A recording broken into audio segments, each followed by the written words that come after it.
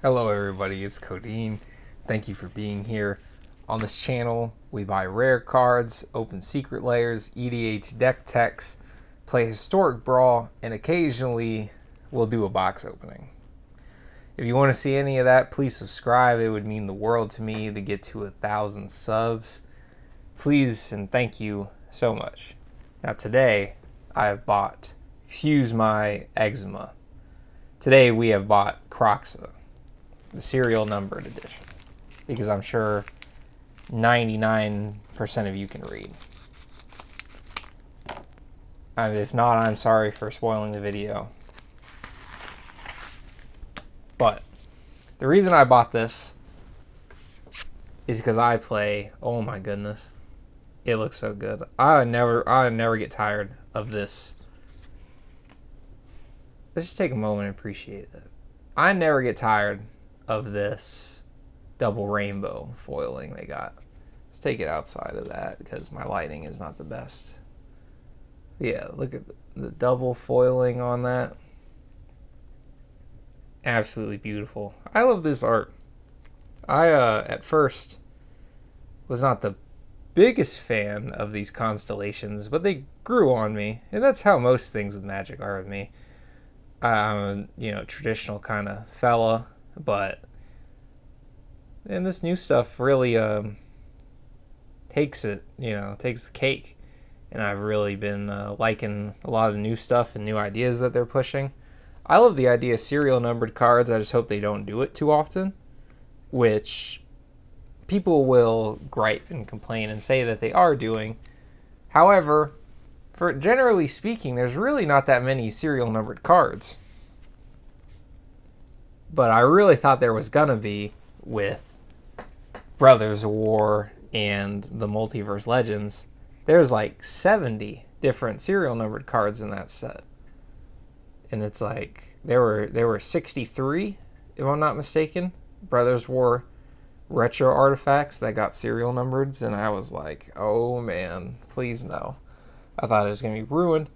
And then since then, it's gonna be the Fallout bobbleheads. If you've seen that, it was the one of one ring and soul rings, and then random secret layers.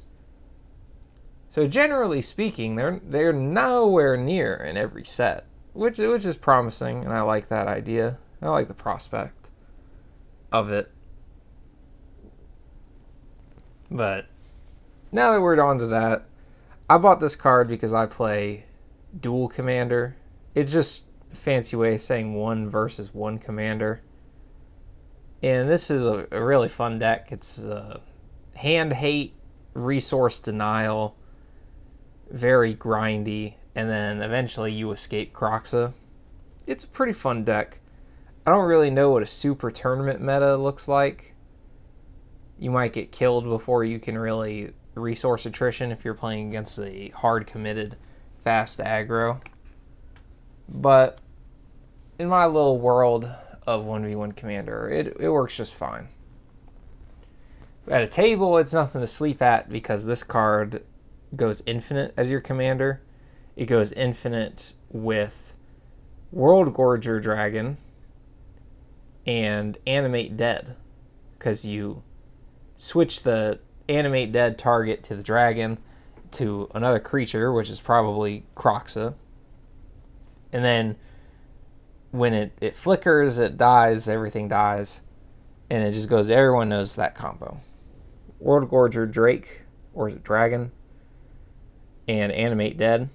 You'll go infinite to where you'll get infinite mana, or just blink Kroxa a bunch, or whichever one, and then you cast your commander infinitely, and you win the game, because when they have no cards in their hand, they'll lose 3 life.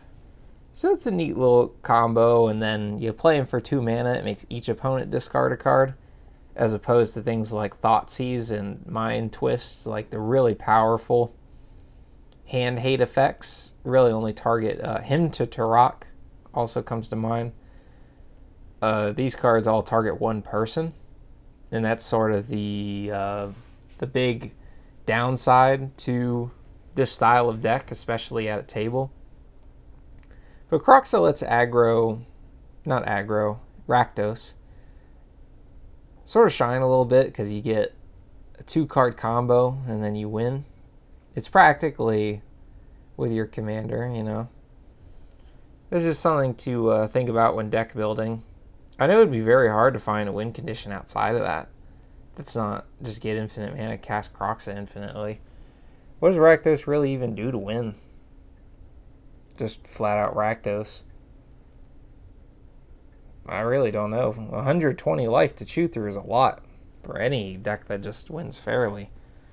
So, other than that, I don't know how you would build it. But there's one concept of these that I really like. Speaking in terms of the multiverse legends, serial numbered creatures. There's something in Magic where Pokemon cards are graded like 10 times more than Magic cards. The only Magic cards that get graded are your Jeweled Lotuses, your Moxes, your 2-mana extra turns, Ancestral Recall. These are really the only cards that get graded. The cards that you will probably never own. Ever. These are the cards that get graded. They're banned in most things, but they still have that price tag. The reason I like these cards is because they can be your commander and you can get them graded. Because your commander, it doesn't matter. People already play their commander in a top loader, like such. Why not just play it in a PSA case? Not sponsored. But I just thought that was something that's really funny. And I have my Kroxa, and I plan on getting a Brawl, when I can. You know how that goes, real life and everything. But I plan on getting a Brawl, and I have the Kroxa, and I'd love to get these graded and play them as my commander. Obviously, I wouldn't really be too worried about taking them to the game store or anything, but playing them at the table with the homies, that'll feel really cool. I'll really like that, I think. It's something to think of if you're thinking about scooping one of these up, because if you're getting it as your commander, you can grade it, and you'll get that nice little extra to sell bonus if you do decide to sell it. It's definitely something I'm going to do. It's a project. Grading isn't really cheap, and there are a bunch of cards I need, even like 25-cent cards. So we'll get there one day. We really will. Maybe I'll do it as the 1,000 sub special. I'll do something cool. Something cooler than that, because that's just something for me. But the channel, I can't thank y'all enough. It's really cool, man. Like, I remember getting to 10. Took a while. 10 subs. That took a little bit. And then I was working not as hard as I should, but it kept steadily creeping up. And I did that Guy's Cradle video, and I got like 30 subs off that alone. And then I got complacent, and I had my heart virus dealio. If you keep up with the fitness channel, which I'm going to start up very soon, back again, you'll know that I've been struggling with a heart condition, and it acts up really, really terribly when I run as little as a mile. When I did, track and other forms of physical fitness and a running sport, a sport that's exclusively running, and then I have heart problems when I try to run. Go figure. But I've cleaned up my diet a lot, emphasis on a lot, and I'm hoping to really give y'all a good channel to come to for different. I know people don't usually have channels like mine, to a sense. There's a lot of channels that play Historic Brawl and everything, but I like to think that mine's a little unique in certain regards.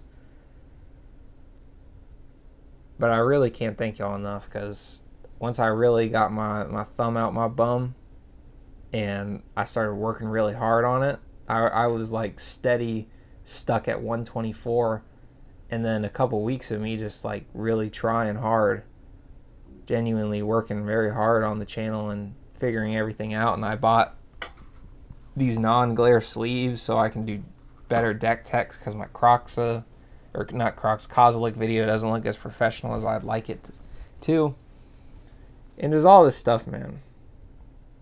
When we get to 1,000, we'll get those YouTube checks, and I'll be doing the same thing I've been doing with probably like $2 a month. You know, that's enough to keep the bill collectors at bay. The medical bill collectors. But I appreciate y'all, and this is something I've wanted to do all my life, but I just never did. And I'm glad I get to do that now, and I won't ever give up. I might have setbacks and more heart problems and all this other crap, but we'll see. See how it goes. But I'm feeling motivated and